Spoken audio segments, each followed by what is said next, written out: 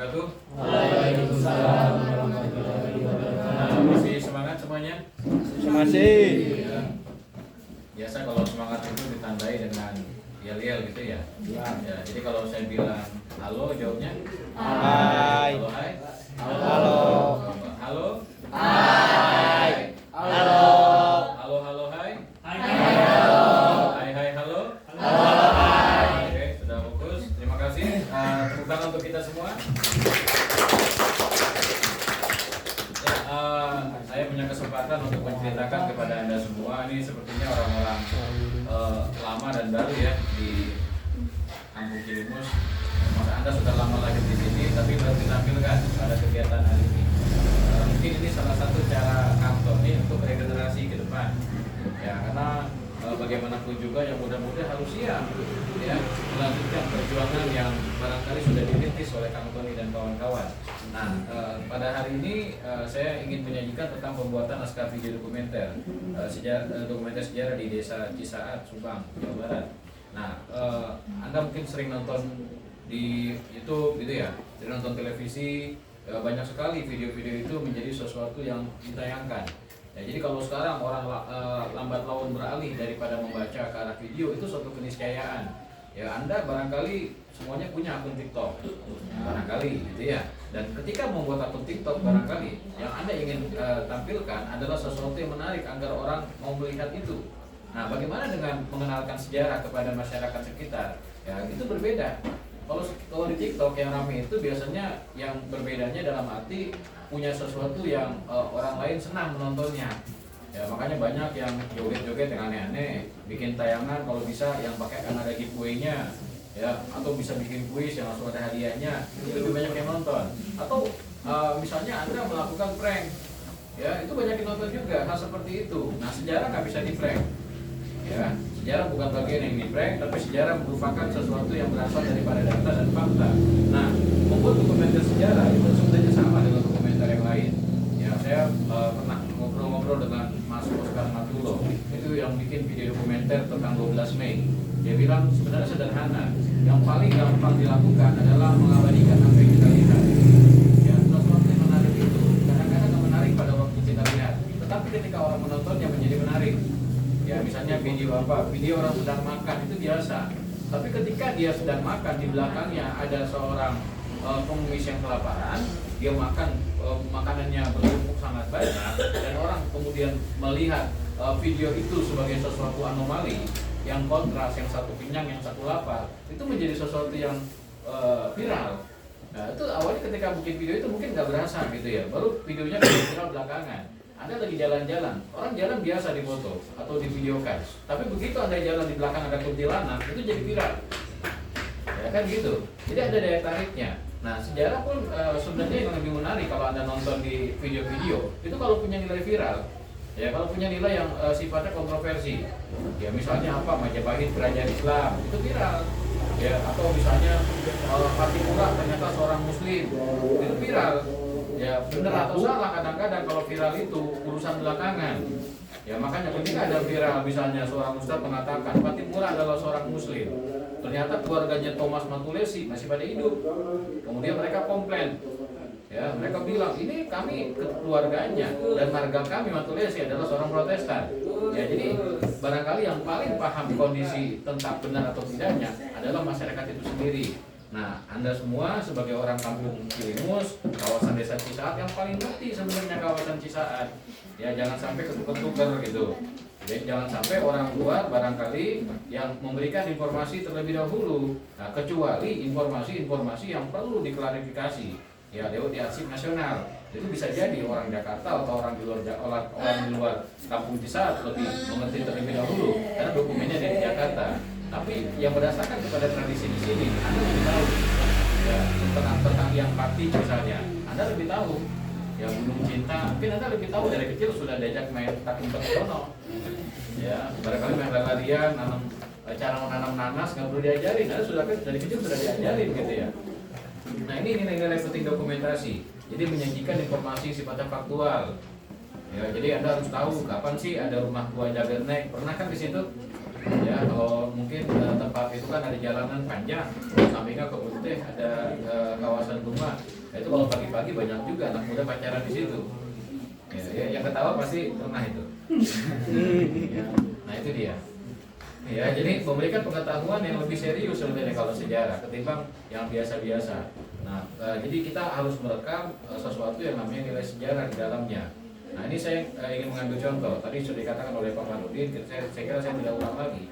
Ya, ada yang memetakan potensi sejarah suatu lokalitas, ada sejarah toponimi, asal muasal, kenapa namanya Cisaat, kan Cisaat nggak cuma di sini, Sukabumi ada Cisaat juga. Ya, tapi kalau Subang, orang mau tahu Subang dari mana sih? Oh, ternyata dulu ada namanya Nyai Subang Larang. Nyai Subang Larang itu siapa? Ada yang tahu? Kawin sama siapa? Nah, kan nanti kan dia kawin sama Syarif Abdullah. Nanti dia punya anak tuh, ya. Yang namanya ada namanya Nyai Rara Santang segala macam. Nanti nyambungnya ke Sunan Gunung Jati. Nanti Sunan Gunung Jati itu punya seorang pengikut namanya Arya Goparana. Nah, Arya Goparana itu yang mengislamkan kawasan Subang. Nah, itu kan ceritanya panjang. Ternyata ini adalah bagian dari medan dakwahnya Sunan Gunung Jati. Dan Arya Goparana itu termasuk masih sepupu dari Sunan Gunung Jati karena sama-sama keturunan Prabu Siliwangi. Ya, jadi ini dengan Cirebon, dengan kawasan Panjalu, ya, dengan yang namanya Ciamis, itu masih satu saudara. Makanya orang kampung Cisaat kalau misalnya berangkat pergi ke Panjalu ziarah, jadi datang ke saudara. Kan begitu ya, kalau saya dulu pernah dengar cerita dari Abah, ya, dari Kang Yono juga. Karena asal muasalnya kita tahu sejarahnya Arya Goparana, Prabu Siliwangi, nyambung ke sana Mundiwangi, nanti nyambung ke kerajaan Sunda gitu. Ya, jadi selanjutnya, nah ini ketika Anda membuat adik-adik membuat naskah dokumentasi yang perlu diketahui adalah kita menyiapkan dulu cerita apa sih, menyiapkan video. Jadi udah sampai di rumah Jagernek, kita bingung, ini apa yang mau diceritain? Kita bingung sendiri. Ya, jadi kita harus tahu cerita apa yang mau kita sampaikan. Jadi kita bikin narasi dulu. Nah, kemudian yang kedua, kita nyiapin narasumbernya. Ya, kira-kira siapa ya yang paling patut menceritakan tentang Jagernek atau tentang Bukit Cinta, Gunung Cinta? Oh, Abah, ya, atau siapa? Kita harus tahu. Kalau yang ngomong ternyata misalnya Anda sendiri, orang belum tentu percaya. Ya, apalagi yang nonton nanti ternyata orang tua di sini, wah ini anak baru kemarin hidup udah berani-beranian cerita. Nah, kan gitu ya. Jadi cari orang yang punya otoritas menceritakan hal itu. Nah, kemudian juga menyiapkan apa di syuting. Cerita tentang teh, syutingnya di kebun nanas, itu nggak pas. Ya, jadi kalau cerita tentang kebun teh ya syutingnya di kebun teh. Cerita tentang Jagernek, kemudian Anda syutingnya di Ceklamripan. Beda apa? Ya, jadi lapaknya multipas, mesti cocok. Nah, ini saya kasih contoh. Misalnya tentang skenario video rumah Jagernek. Ya, ketika Anda bikin video ini, yang diceritakan apa sih? Ini adalah rumah tua dengan rumah perkebunan yang menarik. Jadi kalau ada kebun teh, pasti ada penjaganya. Penjaganya ada kontrolernya, ada mandornya segala macam. Nah, kemungkinan tinggalnya di situ. Nah, kawasan ini sejak kapan ada? Nah, kita coba buka-buka arsip. Ternyata ini dulu ada yang punya. Ya, kawasan Subang ya dulu yang mendirikan perkebunan namanya Hofland. Ya, ada Peter William Hofland. Ini pemilik perkebunan. Dia beli saham dari hasil dari Raffles tahun 1842. Ya, jadi 1842 ini perkebunan dibuka dari kawasan Subang sampai Pamanukan. Jadi Subang Pamanukan ini yang punya satu orang, Hofland. Ya, jadi Anda bayangkan, udah ada penduduk sini, penduduk lokal, tapi tanahnya ternyata secara administrasi dimiliki oleh Belanda. Nah, jadi mereka yang mengelola perkebunan itu. Nah, dari bentuk rumahnya kita tahu, oh, bentuk rumahnya ada batu-batunya di bagian bawah, atasnya itu bentuknya tipe tahun antara 1890 hingga tahun 1930. Ini model-model rumah ini khas perkebunan. Ya, saya coba bandingkan di Ciater sana, Ciater Bandung itu ada rumah model kayak begini. Di Lawang, Malang juga ada. Ya, jadi prototipe atau model rumah tahun 1890 sampai 1930. Di Bandung di kawasan di kawasan yang dekat yang Braga ke sana kan ada rumah-rumah tua. Model juga kayak begini. Ya, cuma bedanya adalah pilar-pilar depannya. Kalau di kawasan ini kan ada pilarnya dua di depan. Cuma pilarnya juga sudah nggak ori ya, sudah diganti dengan kayu, artinya sebenarnya batu, kan ada pada fotonya yang lama itu ada naik kuda. Ya itu contoh juga misalnya. Jadi kita menceritakan ini tentang video rumah Jagernek, ini rumah bangunan, rumah khas. Nah nanti dari situ bisa dikasih kesimpulan, ya rumah ini merupakan satu warisan dari masa lalu yang kita nikmati hingga sekarang. Mungkin sekarang bentuknya seperti ini, tapi kan bisa jadi kalau dikelola sebagai suatu tempat nongkrong yang enak, mungkin orang bikin kopi atau bikin teh, ya tehnya punya sensasi, bikin sendiri dari perkebunan, ya nanti bikin workshop memetik teh gitu ya. Ya jadi kan adik-adik sekalian bisa tuh memberikan pengalaman minum teh di tempat pembuatan teh dan perkebunan tehnya langsung gitu kepada teman-teman atau pengunjung yang hadir di kawasan Cisaat. Jadi kan nanti ada anak sekolah gitu ya, mereka mungkin pernah melihat teh Sariwangi, tapi konteksnya ketika disangrai itu seperti apa mungkin mereka belum tahu. Ya, jadi itu perlu dikenalkan juga. Jadi Jagernek itu rumah, tapi di dalamnya barangkali berisi cerita tentang perkebunan teh yang sudah ada sejak 1842. Jadi tehnya 1842, nanti diganti sama nanas. Ya nanas itu kan produk baru, ya sekitar 1950 atau 60 atau 70 baru masuk ke sini. Nanas kan bukan tumbuhan asli Indonesia, dari Amerika Latin. Ya, orang Spanyol pergi ke Amerika, ke kawasan Brazil, mereka kemudian tertarik dengan nanas, mereka budidayakan di Eropa. Di Eropa cocok, kemudian mereka menguasai Indonesia, menguasai Nusantara, mereka kembangkan lagi yang cocok apa? Ternyata ada teh, ada kopi, ya, kemudian ada kina, dan ada beberapa tumbuhan-tumbuhan lain. Itulah yang namanya proses tanam paksa. Ya, jadi dari situ kan, jadi banyak sekali varietas. Jadi kalau Belanda nggak kesini, mungkin kita nggak ngopi. Kopi kita ekspor, impor. Ya ini salah satu bagian yang efek samping daripada penjajahan kita, tanah kita yang subur juga bisa dikembangkan beragam macam tumbuhan yang akibatnya sekarang kita bisa nikmati secara bersama, teh, kopi dan segala-galanya. Nah ini yang lain, ya skenario Gunung Cinta. Nah Gunung Cinta ini kalau adik-adik bisa lihat, ini kan tempat yang indah. Ya, kalau kita ke sana dalam waktu kita ke sana kemarin agak sedikit berkabut, ya sama Kang Tony ke sana agak berkabut. Tapi dalam kondisi yang terang sebenarnya itu bukit itu dikelilingi oleh berbagai macam gunung. Ya ada Tangkuban Perahu, ada Papandayan, ada segala macamnya. Dan misalnya kalau bikin guru ke sana, ya ada teman-teman yang melakukan semacam ya naik tipis-tipis lah, hiking tipis-tipis, bikin kelompok kecil-kecil, bisa diceritakan itu Tangkuban Perahu, dongengnya Sangkuriang, itu Papandayan, itu Padeta, ini Tampomas dulu terkenal, ada lagunya Iwan Fals, ya tapi kemudian jadi nama kapal laut gitu ya. Itu bisa cerita banyak tuh di situ di Gunung Cinta, ya. Kemudian juga di situ kan kalau kita lihat dari citra satelit bentuknya hati dari atas. Nah gunung ini dulu kalau saya coba buka-buka jurnal artikel, ternyata gunung ini dulunya gunung berapi. Gunung Cinta itu tengah-tengahnya ada cekungan kecil. Jadi di masa lalu pernah meletus. Ya kemungkinan adalah merupakan rangkaian pegunungan dari Tangkuban Perahu menjalar sampai ke sini, tapi udah nggak aktif itu. Ya jadi kemungkinan begitu. Nah kalau di teman-teman geologi, jadi ada satu artikel di ITB, ini menjadikan gunung ini sebagai contoh, ya gunung yang pernah aktif tapi tidak aktif lagi. Ya, jadi contoh tuh jadi prototype gitu. Jadi menarik juga, ada gunung yang kecil gitu, tapi punya sejarah panjang. Ya, dan ini kemudian jejaknya masih bisa kita ceritakan sebagai satu narasi. Jadi kalau teman-teman mengembangkan misalnya wisata edukasi, ini juga bisa menjadi contoh untuk pelajaran IPA. Ya bukit di sini tingginya berapa, ketinggian ini cocoknya untuk tumbuhan apa, kan belajar geografi juga di situ. Ya, jadi semuanya masuk sebenarnya. Ya, jadi nanti bisa dari sini, ya mungkin nanti teman-teman dari wisata edukasi, ya ketika diajak oleh guru-guru yang misalnya menemani anak-anak itu bisa kasih usul, Pak, ini juga ketinggian ini bisa menjadi suatu contoh. Ya tanaman yang baik itu tanaman apa? Ya kemungkinan kalau nanas cocok, teh cocok, mungkin kopi juga cocok. Ya kopi belum dicoba aja kali kan? Ya belum, tapi mungkin di tempat lain ada. Karena di kawasan Lembang itu ada kopi.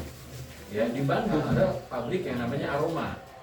Ya mungkin pernah dengar ya, kopi Aroma. Itu khas Bandung, itu udah lama, dari tahun 20-an sampai sekarang masih aktif. Ya ini contoh kalau bikin misalnya skenario video Gunung Cinta. Ya. Nah ini contoh lagi misalnya Cikahuripan. Nah Cikahuripan ini ini kan kita nggak dapatkan informasi banyak ya. Ini semua dari cerita-cerita orang tua. Nah kalau orang tua, ya ini Cikauripan itu dulu tempat petilasannya Arya Boparana, tempat petilasannya Puri Prabu Mundingwangi.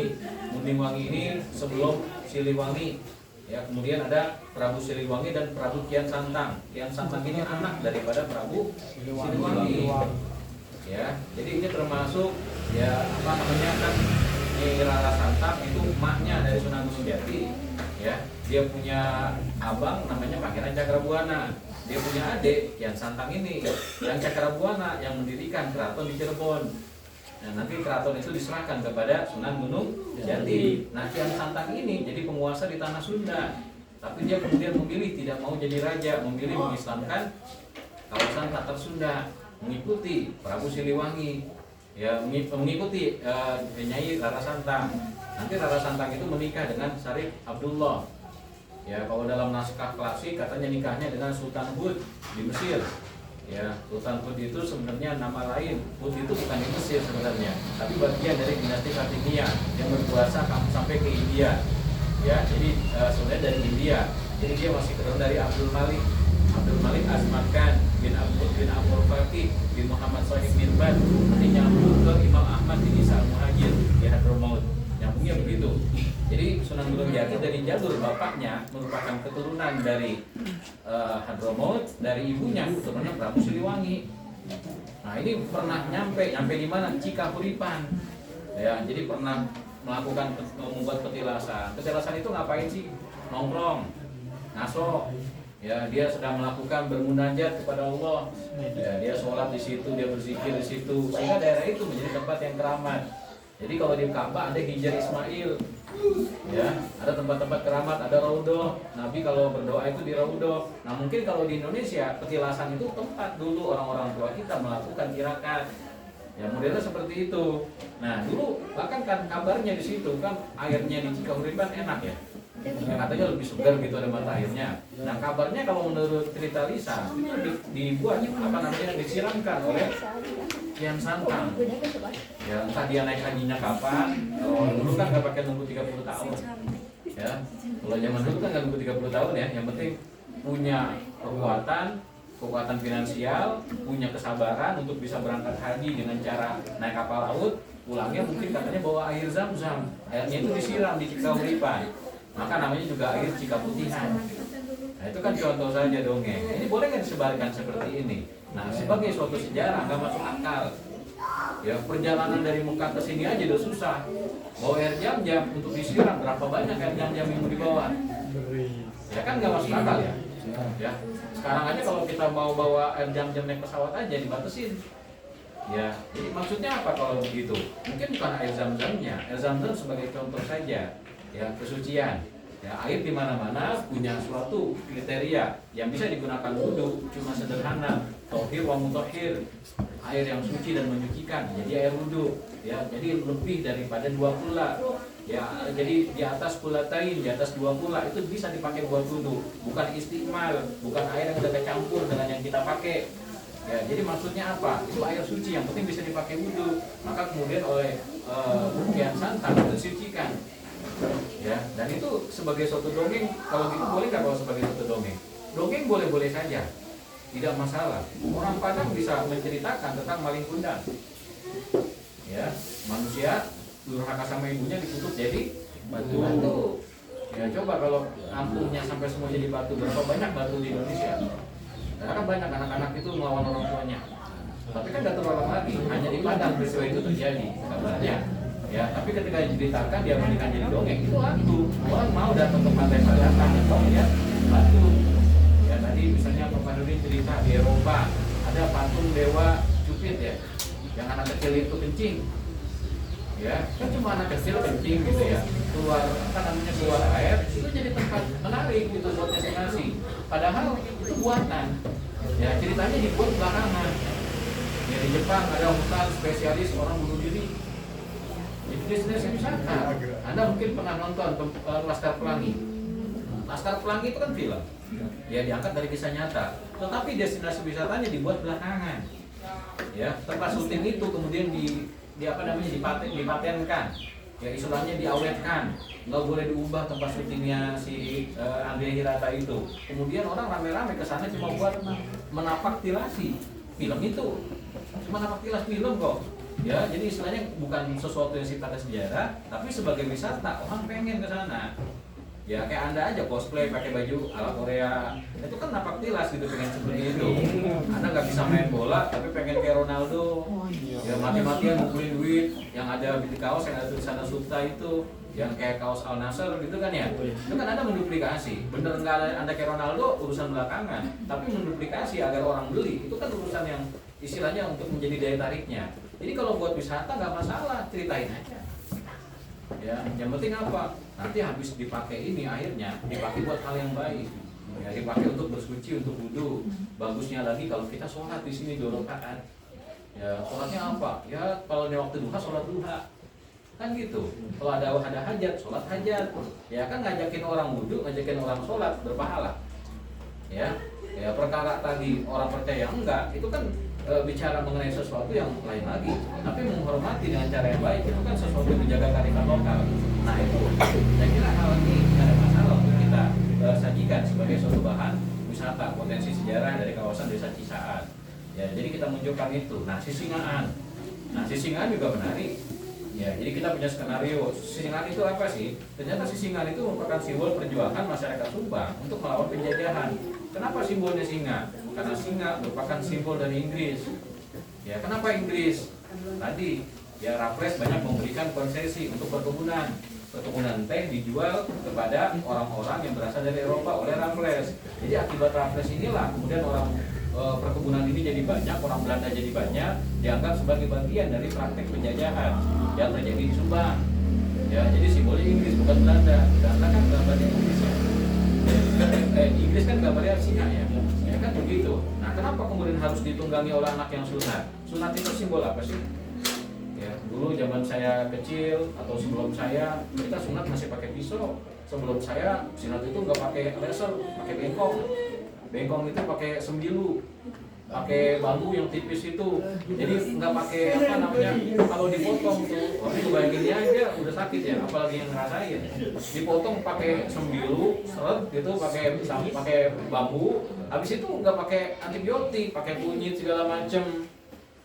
Ya, mungkin kalau sekarang buat nasi goreng. Dulu buat antiseptik sunat. Ya, itu sunat itu bisa sampai seminggu ngebetnya luar biasa. Ya, pakai pisau aja kita ngebet. Nah, sekarang kan laser ya. Habis sunat langsung bisa lari. 2 hari main bola. Nah, dulu jangan ngarepin seperti itu. Jadi sunat itu adalah simbol regenerasi. Ya, anak yang diarak naik Sisingaan itu mereka akan menjadi dewasa. Kalau jadi dewasa melanjutkan orang-orang yang tua. Jadi simbol regenerasi, simbolnya bentuk Sisingaan. Kenapa kemudian ada payung? Payung itu melindungi. Ya, kemudian ada orang-orang yang berkumpul di belakangnya. Itu simbol bahwasanya anak yang sedang disunat itu kelak akan diharapkan menjadi pemimpin, meneruskan dan memimpin orang banyak. Jadi orang Subang diharapkan jadi pemimpin semua. Kan bagus Sisingaan. Ya, filosofinya tinggi. Cuma anak-anak sekarang mungkin nggak tahu filosofinya. Ya, jadi ketika nanti ada anak-anak pelajar datang ke sini, dikasih tahu Sisingaan seperti ini, mereka akan menghargai tradisi Sisingaan. Nggak cuma asal nonton, foto-foto barang singanya, tapi paham gitu, materi apa yang sebenarnya ditampilkan dan diwariskan oleh leluhur kita. Mengenalkan yang namanya ada Sisingaan. Apalagi yang namanya Sisingaan di Cisaat ini, katanya satu-satunya yang masih original. Ya, yang bentuknya segala macamnya tariannya kan gitu ya. Ya, yang lain katanya sudah hilang. Makanya kemarin pernah dibawa ke istana ya, Pak ya, yang tempo hari itu. Ini kan bisa diperkenalkan juga.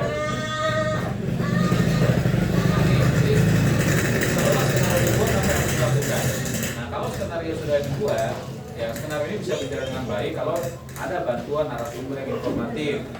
Ya, kalau mau tahu tentang Sisingaan, ngobrolnya, wawancaranya dengan apa? Ya, kalau tentang misalnya gedung Jagernek dengan pengelolanya atau langsung dengan kelompok prosmerisnya, misalnya di narasumbernya Kang Doni atau Kang Yono, ya kenapa sangat baik? Karena kan punya jabatan sebagai pengelola atau kelompok Pokdarwis, ketua Pokdarwis. Jadi kalau orang punya sesuatu yang istilahnya legalitas, kedudukannya sebagai apa, itu akan memberikan penguatan terhadap materi atau konten yang disampaikan. Ya, jadi nanti Kang Tony nanti begini ya ngomongnya ya, nggak masalah. Ya, maksudnya biar apa? Biar sesuai dengan apa yang kita mau, tapi Kang Tony juga tahu gitu tentang apa yang ingin disampaikan, memang arahnya ke situ. Ya, kan kita kalau misalnya nggak diarahkan, nanti kita ceritanya banyak. Bahkan kadang-kadang keluar dari konteks ya. Ya dulu saya masih kecil pernah main jaga naik, ya pernah main di situ, kemudian dikejar-kejar sama teman saya, diuber-uber, akhirnya kepala saya jatuh. Ya, kemudian kena batu, akhirnya berdarah. Nah, ketika dibuat video dokumenter, orang nggak mau tahu karena video berdarahnya itu yang orang mau tahu adalah darahnya.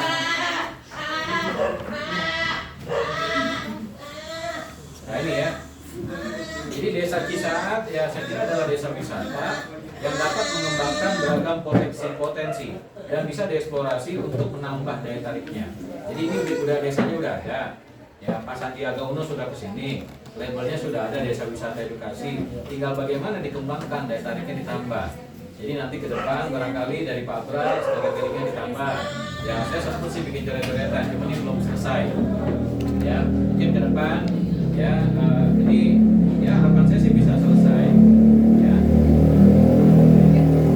Jadi tentang kawasan Cisaat ya ada saya pikir ada seputar sejarah Subangnya. Asal Subang tentang desa Cisaatnya, ternyata dulu ada namanya Yang Party kan gitu ya. Dulu pernah ngobrol waktu tahun kemarin kesini sama Abang. Ya ada Yang Party yang makamnya ada di atas, semua orang nggak boleh tahu namanya siapa. Ya cukup namanya Yang Party gitu ya. Nah, ini kan contoh saja. Dulu pernah cerita juga ada sesuatu namanya ada tombak ditancap, maka kemudian itulah namanya tombak ditancap kan Cisaat. Nanti kemudian nama kampung pertama Ciliwu. Ya Ciliwu ya. Dari situ baru kemudian muncul kampung-kampung yang lain. Dari Ciliwu itu baru kemudian Cilimus, baru Koleberes dan kemudian Cigangsing dan segala macamnya. Ya kalau nggak salah begitu dulu kan saya waktu ngobrol-ngobrol kita coba rekam gitu. Ya jadi informasi dari Abah sementara seperti itu. Ya ada yang namanya zaman Belanda 1900. Nanti Anda juga bisa melengkapi dengan nama jumlah kepala desanya, kampung Cisaat dari dulu sampai sekarang. Ya, itu penting juga. Jadi kalau kepala desa sekarang nih kepala desa berapa? Ada yang tahu? Ya, belum tahu ya.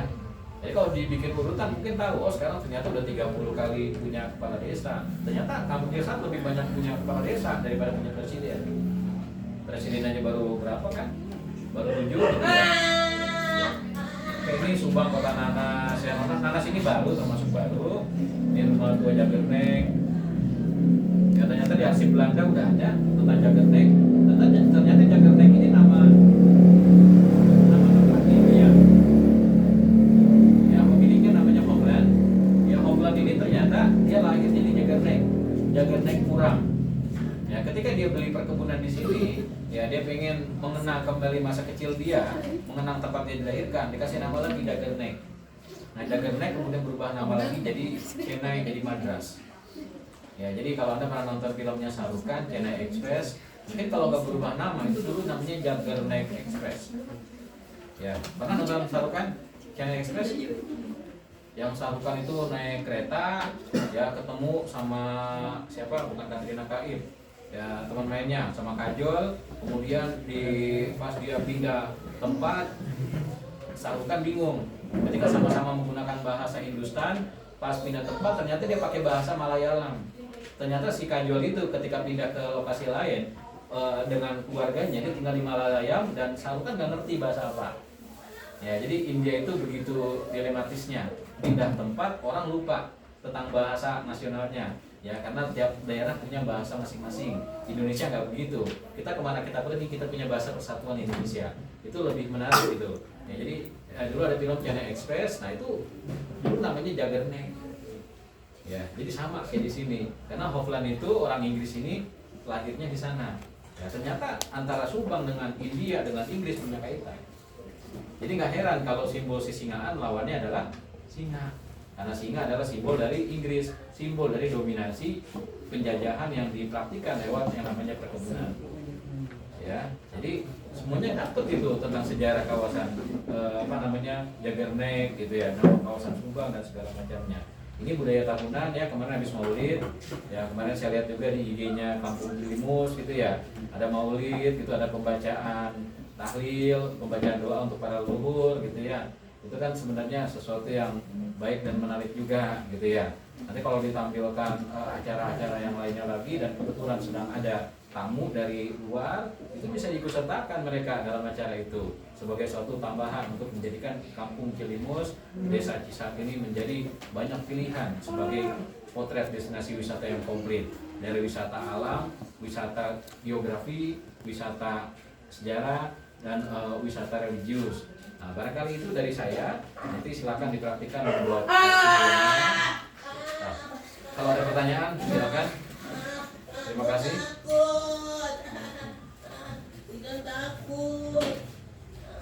Ini saya baru kemarin banyak belajar sama Abah di sini ngobrol sampai maghrib gitu ya, sampai sampai musiknya selesai ya, ngobrol-ngobrol di sini gitu tentang yang tentang yang suatu yang itu. Oke, kalau ada pertanyaan silakan. Ada yang pernah ke Cikaputihan? Udah? Cikauripan? Udah sering ya? Ini kebanyakan SMA ya? SMP dan SMA, SMP. Ada pertanyaan silakan. Nanti kebayang ya kalau bikin video kayak gimana. Nanti habis ini kan praktek menulis oleh Abah. Nah, harapan saya sih ke depan Anda bisa membuat video yang bagus untuk Kampung Cilimus, untuk Kampung Cisaat, Desa Cisaat, dan ke depan itu ya bukan hanya Anda mempraktikkan yang sedang viral hari ini, ya, joget-joget di TikTok gitu ya, tapi bagaimana mengenalkan daerah Anda kepada orang luar hal-hal yang positif sehingga Kampung Cilimus ini, Desa Cisaat ini bisa dikenal dengan oleh masyarakat luar dengan daya tariknya yang luar biasa untuk memajukan pendidikan di Indonesia. Nah, jadi orang jadi tertarik gitu ke sini karena tadi destinasinya komplit. Ya, mungkin nanti ada gitu yang mau sunat lagi, yang cisingan. Yang pernikahan juga boleh. Dulu pertama sunatan aja ya, Pak ya. Nah, mungkin sekarang ada ditambah pernikahan. Ya, jadi kan meneruskan juga. Kalau nikah itu kan laki-laki gitu ya. Kalau misalnya kalau sunatan laki-laki, kalau pernikahan itu kan laki-laki dan perempuan. Berarti mereka berdua gitu. Jemput laki. Oh, jemput laki. Oh, jadi kalau model di Betawi itu kayak palang pintu. Ya, cuma dia pakai singa gitu ya. Maksudnya biar istrinya nggak dijajah ya, Pak. Nah, biar istrinya nggak dinaikin, biar singa dulu. Singa dulu. Ada syarat nggak itu, Kang Gabi? Berat badannya berapa gitu buat naik? Tergantung. Jadi pakai tarif nanti ya Kang ya. Kalau berat badannya banyak kayak saya itu ya ongkos naik sisanya juga mahal. Karena butuh orang banyak dengan kayak Pasti besar Pak biayanya. Kalau yang kecil mah dikit. Iya. Ya, jadi nanti ya silakan dikemas gitu ya dalam bentuk video-video edukasi. Ya, jadi ya kan banyak kan sekarang yang di TikTok ya tentang 4 hal yang menarik dari kawasan Cisaat gitu ya. 1, 2, 3. Nah, dibikin saya begitu juga enak. Ya. Oke, kalau tidak ada saya akhiri. Nanti lanjut ke praktek menulis ya. Nanti ada praktek menulis, ya ini bukan guru bahasa Indonesia, tenang aja. Jadi maksudnya Anda cobalah menuliskan tentang membuat skenario, membuat storytelling. Ya, Anda menceritakan tentang kawasan Cisaat menurut versi Anda. Ya, sebagai orang Cisaat. Ya, bisa berdua ya. Ya, dari saya ucapkan terima kasih. Assalamualaikum warahmatullahi wabarakatuh.